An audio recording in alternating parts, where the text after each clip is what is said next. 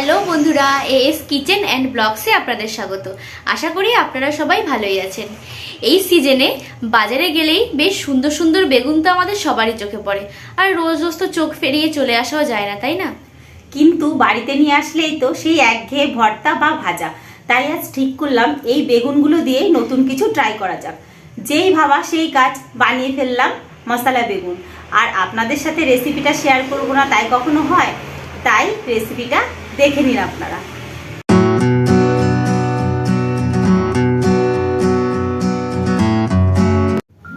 মশলা বেগুন বানানোর জন্য নিয়েছি দুটো বড় সাইজের কালো বেগুন। মশলা বেগুন বানানোর জন্য বেগুন কাটার পদ্ধতিটা একটু অন্যরকম, আর এটা খুব ইম্পর্ট্যান্ট এই রেসিপির জন্য। আমি একটা বেগুন কেটে দেখাচ্ছি। প্রথমে বেগুনটা মাঝ বরাবর গোল করে কেটে নিলাম, তারপর লম্বালম্বি অর্ধেক করে কেটে নিলাম। একটা বেগুনকে মোট 4 ভাগে ভাগ করে নিলাম আমি।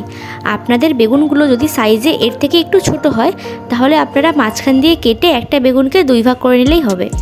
তো তারপর দেখুন ঠিক এইভাবে বেগুনগুলোকে কেটে নিতে হবে, যাতে মশলাটা বেগুনের ভেতর ভালো করে ভরতে পারি। দেখুন বন্ধুরা, এই একইভাবে আমি সবগুলো বেগুনকে কেটে নিয়েছি। এরপর আমরা বানাবো মশলা বেগুনের আসল মশলাটা, যেটা ছাড়া এই রেসিপিটাই অসম্পূর্ণ। মশলাটা বানানোর জন্য প্রথমে একটা বাটিতে 1.5 চামচ মতো ধনে গুঁড়ো নিয়ে নিলাম।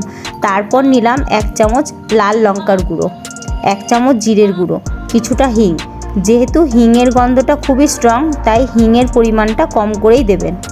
আর দেব 1 চামচ গরম মশলার গুঁড়ো। এবার এই সব কিছু ভালো করে মিশিয়ে দিয়ে দেব পরিমাণ মতো নুন আর হলুদ। এবার এই সবটাকে ভালো মতো মিশিয়ে নিলেই আমাদের স্পেশাল মশলা রেডি।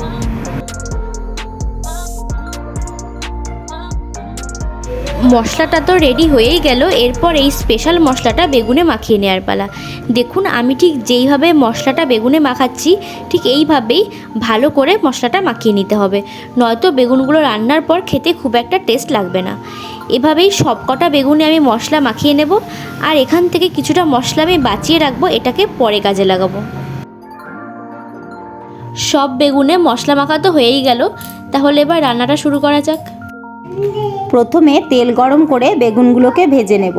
বেগুনগুলোকে একদম কম আঁচে ঢাকা দিয়ে ভাজতে হবে, যাতে বেগুনটা হালকা সেদ্ধ হয়ে যায় আর মশলাটাও পুড়ে না যায়। তাই আমি বেগুনটা ভাজার সময় প্রথমেই মশলার দিকটা তেলে দেব না, স্কিনের দিকটা দেব। এই দিকটা ভাজা হলে তারপর মশলার দিকটা ভেজে নেব। আমি সবগুলোকেই এভাবে ভেজে নিলাম। এরপর ওই একই কড়াইতে আরও কিছুটা তেল গরম করে তাতে ফোড়ন দিয়ে দেব জিরে আর সর্ষে। ফোড়নটা ভাজা হয়ে গেলে এর মধ্যে দুটো মাঝারি সাইজের পেঁয়াজ কুচি করে দিয়ে দেব।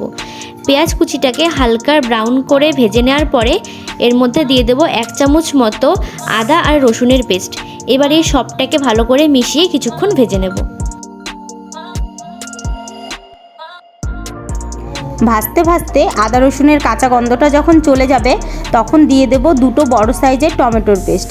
এই রান্নায় টমেটোর পেস্টটা একটু বেশিই লাগবে, গ্রেভির বেসটা কিন্তু টমেটোর উপরেই হবে। টমেটোর পেস্টটাকে বেশ কিছুক্ষণ কষিয়ে নিয়ে এর মধ্যে দিয়ে দেব বাঁচিয়ে রাখা সেই স্পেশাল মশলাটা আর কিছুটা লঙ্কা গুঁড়ো, নুন হলুদও পরিমাণ মতো। এবার মশলাটাকে ভালো করে কষিয়ে নিতে হবে।